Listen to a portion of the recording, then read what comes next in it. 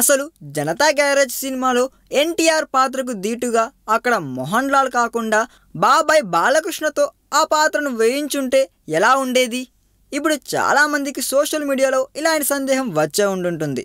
రియాలిటీలో ఈ ఐడియా తాలూకు ఫిజిబిలిటీ ఎలా ఉన్నా కూడా అసలు ఒకసారి ఈ పాత్రకు బాలయ్యను ఊహించుకోండి అని దర్శకుడు కొరటాల శివకు చెప్తే ఆయన ఇచ్చిన ఎక్స్ప్లెనేషన్ మాత్రం మైండ్ బ్లోయింగ్ అనే చెప్పాలండోయ్.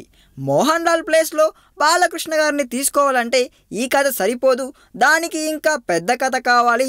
ఈ కథకు ఎన్టీఆర్తో పాటు మోహన్ లాల్ ఉంటే జనాలు సినిమాలో ఇన్వాల్వ్ అవుతారు. అదే బాలకృష్ణ ఎన్టీఆర్ వంటి పవర్ఫుల్ కాంబినేషన్ అయితే అప్పుడు అందరు పర్సనల్ లెవెల్లో ఆలోచించడం మొదలు పెడతారు కాబట్టి కథను పట్టించుకోరు అంటూ తనదైన శైలిలో కామెంట్ చేశాడండోయ్.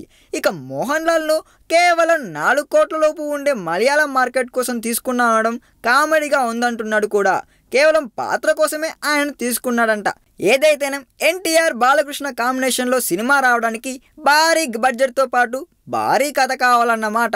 మరి అలాంటి కథ కూడా ఏదైనా ఉంటే రెడీ చేయొచ్చు కదా డైరెక్టర్ గారు. మీ అందరం ఆ కథ కోసమే వెయిట్ చేస్తున్నాం కూడా. ఈ వీడియో మీకు నచ్చినట్లయితే సబ్స్క్రైబ్ చేయండి. ఫిలిమి స్టార్స్ బోల్డ్ అంత న్యూస్ బోల్డ్గా.